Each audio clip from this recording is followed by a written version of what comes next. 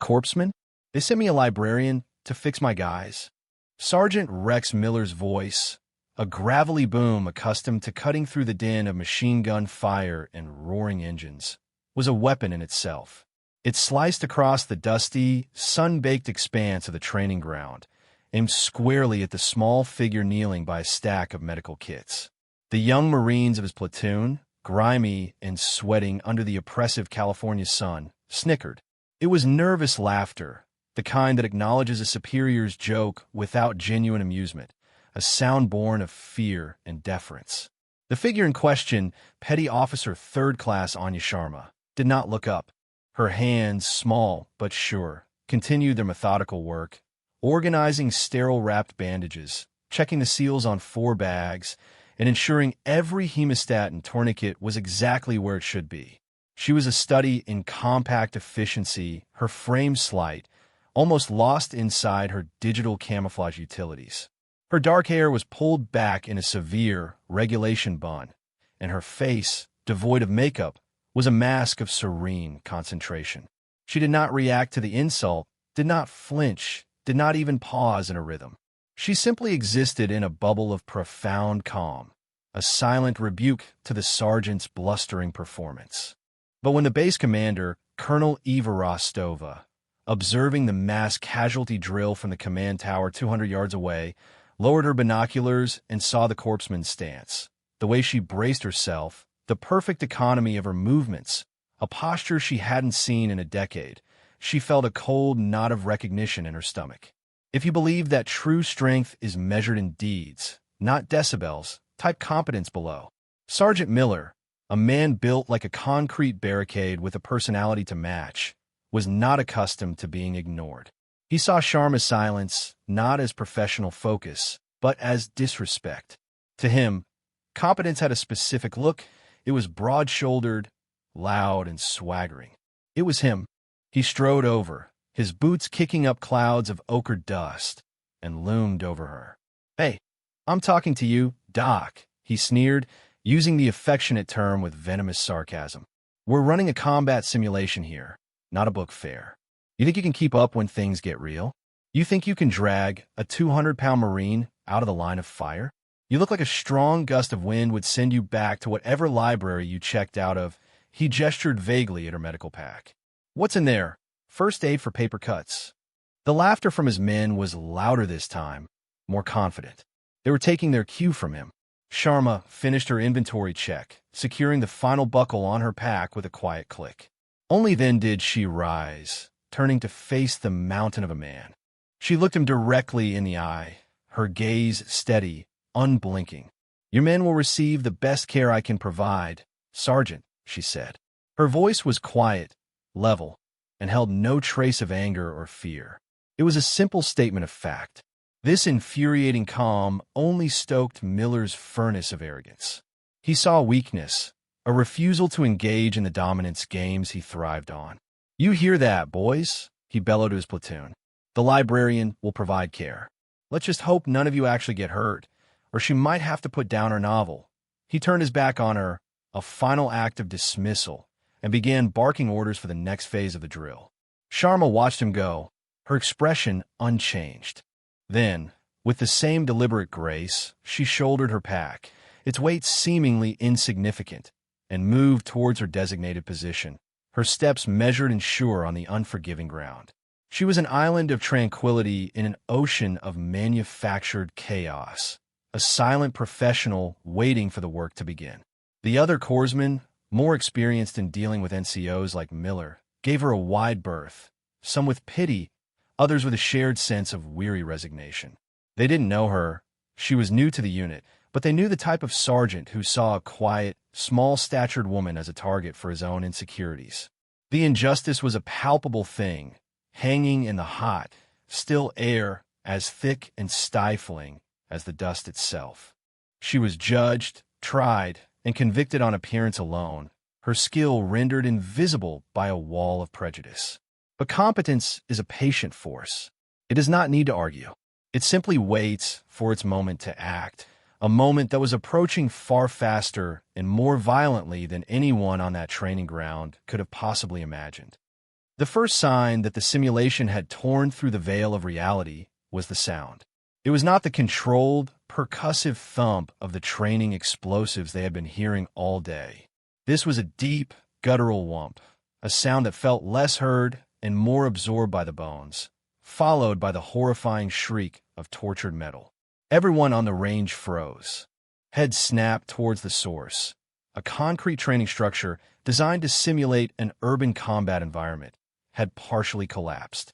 A plume of gray dust and black smoke billowed into the sky. For a heartbeat, there was silence, the stunned intake of breath from 200 Marines. Then, the screaming began. The drill was over. A real mass casualty event was underway. While others were still processing the shock, their minds struggling to shift from simulation to reality, Anya Sharma was already moving. There was no hesitation, no moment of decision. Her body, trained to a degree no one there could comprehend, simply responded. Her calm did not break. It sharpened, coalescing into a razor's edge of pure focus. She ran not with the frantic, panicked energy of the others, but with a fluid, ground-eating stride that was deceptively fast. She was the first medical responder to reach the rubble. The scene was pure chaos. Men were shouting, trying to organize a rescue effort. Wounded Marines, some walking, some crawling, were emerging from the dust cloud, their faces masks of shock and pain. Sharma's eyes scanned the scene, her mind a high-speed calculator processing injuries, prioritizing threats, and formulating a plan. Triage. She tagged a Marine with a sucking chest wound, another with a compound fracture, giving quick, clear instructions to the able-bodied men who had rushed to help. Pressure here. Elevate his legs. Do not move him. Her voice, still quiet, now carried an unmistakable weight of authority that cut through the panic. Men who had been laughing at her minutes before now followed her commands without question. Then she heard it, a weak cry from beneath a massive slab of fallen concrete. "Help! I'm pinned, leg." It was Sergeant Miller. Irony, in its cruelest form, had cast him as the central victim. He was trapped from the waist down, his left leg crushed and contorted at an unnatural angle. A dark, pulsing pool of blood was spreading rapidly in the dust around him. His femoral artery was severed. He was bleeding out. He had minutes, maybe less. Other Marines were trying to move the slab, their grunts of effort useless against the immense weight. Sharma slid through a narrow gap in the rubble. Her small size, the very thing Miller had mocked, now a life-saving asset. She reached his side. His face was pale, his eyes wide with fear and pain. He saw her, and a flicker of disbelief crossed his features. "Doc," he rasped. "Sergeant, stay with me," she said, her voice a steady anchor in his storm of agony. Her hands were already at work. She couldn't get a tourniquet high enough on his leg due to the concrete. There was only one option, a brutal one she had performed before in places far from this California training ground. She opened her pack, her movements precise and swift. She pulled out an en-bloc clip, a specialized clamp designed for exsanguinating wounds. Reaching deep into the mangled flesh of his thigh, ignoring his agonized scream, her fingers, guided by a tactile memory of human anatomy, found the artery. She clamped it. The pulsing flood of blood slowed to a trickle. She had just bought him time, but he was still trapped, still going into shock. She started in 4, her needle finding the vein in his arm on the first, tried to spite the tremors shaking his body. As the saline flowed, she spoke to him, her voice a low, soothing monotone, keeping him tethered to consciousness. For 20 minutes, as heavy equipment was brought in, she lay in the dust and blood, her body partially shielding his, monitoring his vitals, managing his pain, and holding death at bay with nothing more than her skill, her tools, and her indomitable will. When the crane finally lifted the slab, and the other medics rushed in, she guided them with precise instructions. They loaded Miller onto a stretcher. As they carried him away, he was conscious enough to lock eyes with her, a look of profound, bewildered gratitude on his face. Only then, when he was safe, did the adrenaline that had sustained her finally abandon its post. The edges of her vision turned black. The sounds of the chaotic rescue faded into a distant hum. The ground rushed up to meet her, and Anya Sharma, the quiet librarian, collapsed into unconsciousness. She awoke to the sterile scent of antiseptic and the soft, rhythmic beep of a heart monitor.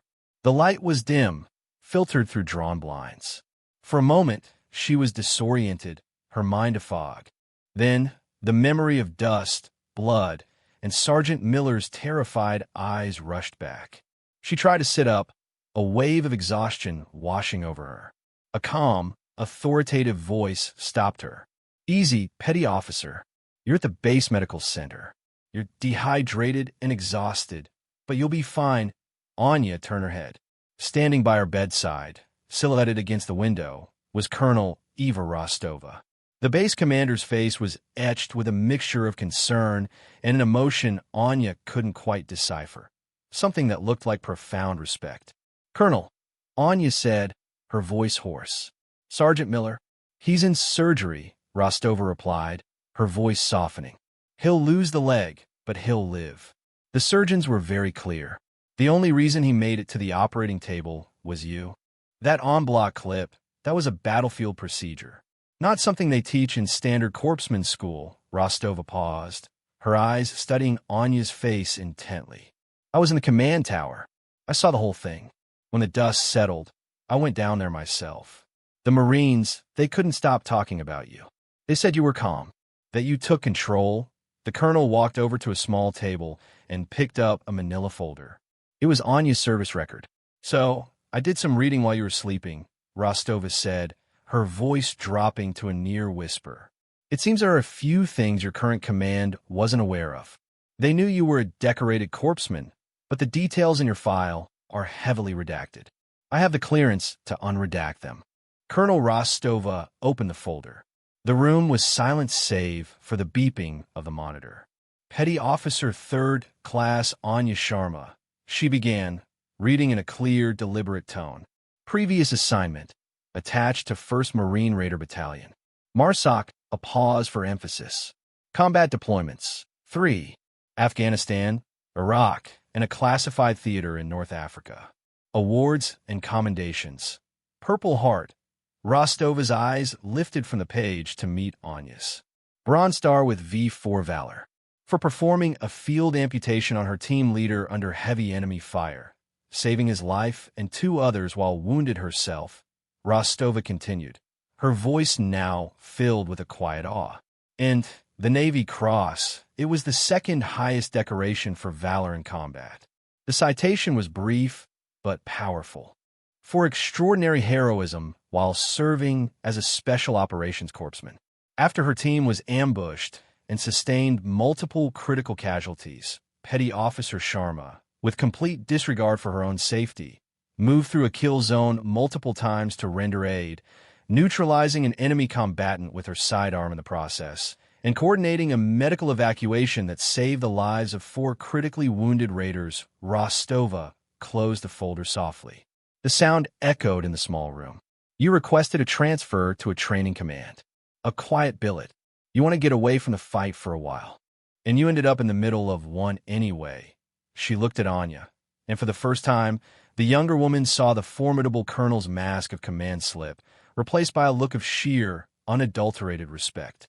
"Petty Officer," Rostova said, her voice thick with emotion, "what you did today, it was the definition of honor, courage, and commitment. You are the embodiment of the quiet professional." Anya simply nodded, a flicker of the past, of fire and pain, in her eyes. "I was just doing my job, ma'am," she whispered.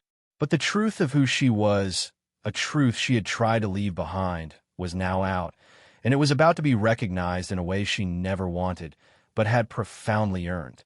The validation was coming, not just from a colonel, but from an entire institution that was about to be reminded of what true strength looked like. 2 days later, Anya was discharged from the medical center. She walked out into the bright morning sun, expecting to quietly return to her barracks. Instead, she was met by a sight that stopped her in her tracks. The entire base, it seemed, was standing on the massive parade ground in front of her. In perfect, silent formation, were the 800 Marines of the training battalion. They were a sea of green and khaki, their lines ramrod straight, their gaze fixed forward. In the front row, in a wheelchair, his remaining leg in a cast, was Sergeant Rex Miller. His face was pale, but his eyes were clear, and they were fixed on her. At the head of the formation stood Colonel Rostova. As Anya stepped onto the pavement, the colonel's voice, amplified by the perfect stillness, cracked through the air like a rifle shot. Battalion. A 10-tie-in. 800 pairs of boots snapped together as one, the sound echoing across the base. The sudden, percussive unity of it was breathtaking. Anya froze, her heart pounding. This wasn't happening. She wanted no ceremony, no recognition. She just wanted to be left alone. But she had no choice. She was the center of this universe now. Colonel Rostova turned, not to her troops, but to face Anya. And then she did something that sent a shockwave through the entire formation. The colonel, a decorated officer with 30 years of service, a leader who commanded the respect and fear of everyone on that base, raised her hand to her brow in a slow, deliberate, perfect salute. It was not a salute to a subordinate. It was a salute of profound, soul-deep respect, an acknowledgement from one warrior to another, transcending rank and station. Seeing their commander's gesture, the Marines understood. This was not about protocol. This was about honor. In the front row, Sergeant Miller, with a grunt of immense effort, pushed himself up out of his wheelchair. Leaning on a pair of crutches, sweat beading on his forehead, he stood, wavering but resolute. He brought his own hand up in a salute, his eyes locking with Anya's. In that single look, he conveyed everything words could not. His shame, his gratitude, his absolute, unqualified respect. It was the most profound apology a man like him could ever offer. Anya stood there, overwhelmed, a lone figure before a silent army. Her training kicked in. A salute rendered must be returned. She brought her own hand up, her movements as crisp and precise as they had been in the dust and chaos by Miller's side. She held the salute, her eyes meeting the colonel's, then sweeping across the silent, unmoving ranks of the Marines who had, just days before, laughed at her. They weren't laughing now. Their faces were masks of awe. They were looking at a hero. Not a hero from a movie, but a real one. Small, quiet, and unassuming.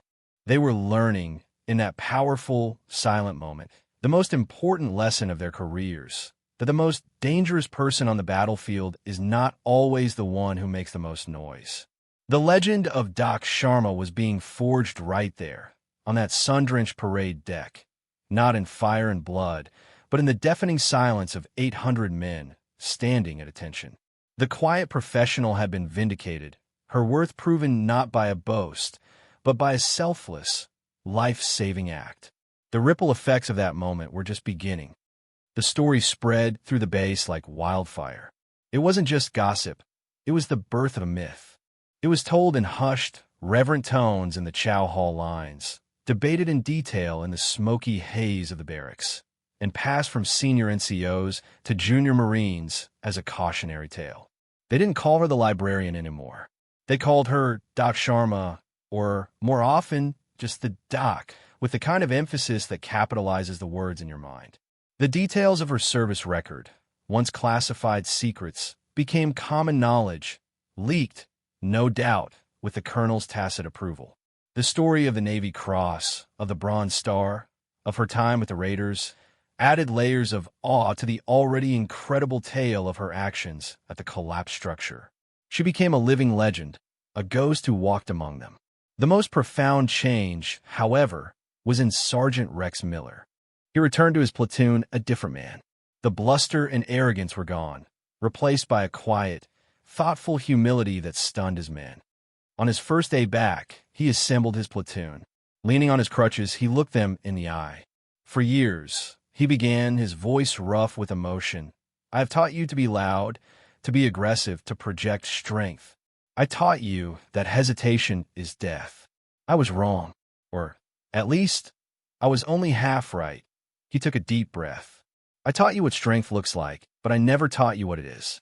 I thought it was about being the biggest man in the room, the loudest voice. I thought it was about intimidation. On that day, under that concrete, I learned what real strength is. It's quiet. It's calm. It's a 5'5" petty officer with hands that don't shake when you're dying in front of her. He paused, letting the words sink in. I judged her. I insulted her. I dismissed her because she didn't fit my ignorant, prejudiced idea of what a warrior was. And she saved my life. She never said a word back to me. She just did her job. She let her actions speak for her. His gaze swept over his men. That is the new standard. Competence. Professionalism. You will respect every single person on this base, from the cooks to the colonels, based on what they do, not what they look like. You will never, ever again make the mistake I made. Is that understood? A chorus of "Yes, Sergeant," thundered back, but it was different this time. It wasn't born of fear. It was born of respect for a leader who was brave enough to admit his own failings. Anya, for her part, tried to deflect the newfound fame. She was uncomfortable with the whispers that followed her, the way young Marines would snap to attention when she passed. She answered questions about the incident with the same simple, unadorned phrase, "I was just doing my job," but her philosophy of quiet competence was now the most powerful lesson on the base. She took the young corpsmen under her wing, not through lectures, but through example. They would watch her, mesmerized as she cleaned and maintained her equipment, each tool placed with surgical precision. She taught them how to pack a medical kit, not just for efficiency, but for the muscle memory that would guide their hands in the dark, under fire, when conscious thought was a luxury. She taught them the art of calm, the discipline of breathing, the power of focusing on the task at hand to the exclusion of all fear. A symbolic artifact of the event soon appeared in the battalion aid station. Someone had recovered the en-bloc clip she had used on Sergeant Miller. It was still stained with his blood. They had mounted it in a simple black shadow box with a small brass plaque underneath. The plaque didn't list her name or rank. It just had 3 words engraved on it. Actions, not words. It became a touchstone, a reminder for every corpsman who passed through that station. The place where the structure had collapsed, once a site of tragedy, was also given a new, unofficial name by the Marines. They called it Sharma's Point. It was a patch of ground that now represented something more than a training accident. It was a place of transformation, where arrogance died and respect was born, where a quiet professional taught an entire battalion the true meaning of strength. A year passed. The seasons changed, and new recruits replaced the seasoned Marines who had moved on. But the story of Doc Sharma remained, woven into the very fabric of the base's culture. It was no longer a piece of gossip. It had become institutional folklore, a foundational myth passed down to every new arrival. Sergeant Miller, now promoted to gunnery sergeant, was a different kind of leader. He still demanded excellence, but his methods had changed. He was known for his sharp eye, his ability to spot the quiet, unassuming Marine in a platoon who possessed a hidden depth of skill. He mentored them, protected them from the kind of casual prejudice he had once embodied. He would often take new NCOs to Sharma's Point and tell them the story, his voice quiet, his prosthetic leg a constant, visible reminder of the lesson he had learned. "Look for the quiet ones," he would say. "Don't ever mistake silence for weakness. Arrogance makes noise." Competence works. Colonel Rostova, too, incorporated the incident into her leadership training for her junior officers. She used it as a case study in combating prejudice, in recognizing talent in unexpected forms, and in the profound impact of leading by example. The photo of her saluting Petty Officer Sharma on the parade deck was hung in the officers' club, a silent, powerful image that spoke volumes about the culture she was building, a culture of mutual respect that transcended the rigid lines of rank. The change was palpable. There was a new level of cooperation between the Marines and the Navy medical staff. The term doc was now used with a reverence it hadn't carried before. The corpsmen, inspired by Anya's example, carried themselves with a new confidence, their professionalism a source of pride, not a subject of ridicule. They were no longer seen as just support personnel. They were seen as warriors in their own right, their quiet competence a vital part of the fighting force. Anya Sharma herself was long gone. Her quiet billet had ended, and she had been reassigned to another classified unit, disappearing back into the shadowy world of special operations from which she had come. She left no forwarding address, no contact information. She simply vanished as quietly as she had arrived. But she had left something indelible behind. She had left a legacy, not a legacy of medals or a name carved in stone, but a legacy of change, a shift in the mindset of hundreds of men and women. Her actions had become a standard, a moral compass for an entire generation of Marines passing through that base. She had proven, in the most dramatic way possible, that true worth is not declared, but demonstrated. It is not found in the volume of a voice, but in the steadiness of a hand. It is not about demanding respect, but commanding it through undeniable skill and unwavering character. The final, philosophical truth of her story settled over the base like the calm after a storm. A person's value is a quiet thing, a force that builds in silence, through discipline, practice, and a profound commitment to excellence. It needs no announcement or fanfare. It simply waits for its moment. And when that moment comes, its impact is louder than any boast, its light brighter than any spotlight, its legacy more enduring than any monument. True strength doesn't need a shout. It just needs to be there when it counts. For more stories where quiet competence triumphs over loud assumption, and where silent action defines their worth, subscribe to Unknown Heroine Tales.